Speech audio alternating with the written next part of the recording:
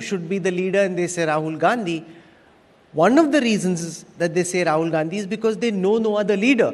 If somebody else had been given an opportunity, let's assume that you say, who's the captain of the Indian team? And people say Virat Kohli, correct. But when Virat Kohli makes way and Ajinkya Rahane comes in, he can lead India to victory against all odds in Australia.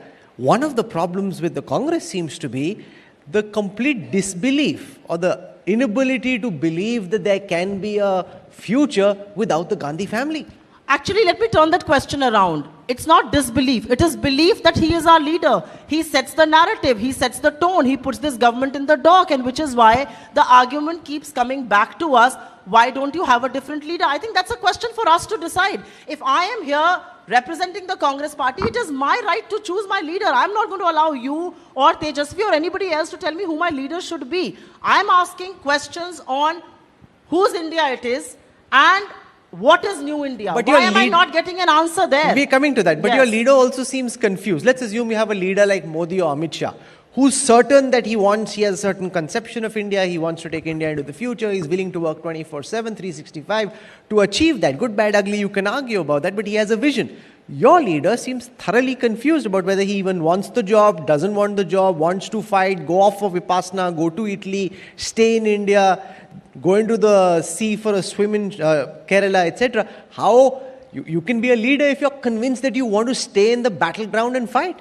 You know, as an aside, I just think Mr. Modi should start working a little less. Working so tirelessly, 18 hours, 24 hours a day, and landing us with 8% and first-time recession. Let's work a little less. Let's take a few breaks. Let's come with some refreshed ideas instead of the same rhetoric of polarization, instead of the same rhetoric of New India, which are nothing but empty words. As far as my leader is concerned, I think he consistently questions this government.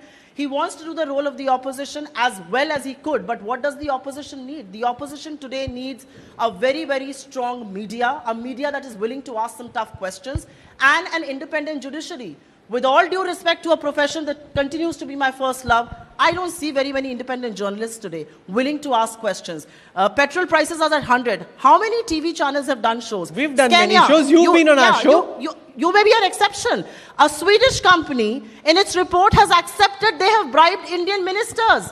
And there is pin-drop silence. Forget at the government, even within the media. How many primetime televisions have questioned what is this scam? Who has been paid? Because this is a government report, and it very categorically says that ministers and chief ministers in this country have been bribed. Is it not the prerogative of the media to question this? If this was 2012, would we see this on primetime television or not? That's a question. But you've seen it on TV when the press conference happened. It was covered widely. But I want to build on Rahul, what Supriya how many said. TV shows primetime on this? You can't answer for what the Aam Aadmi Party is doing. You say we are the exception. I can't answer for what the others do. Our conscience is clear. We speak truth to power and we do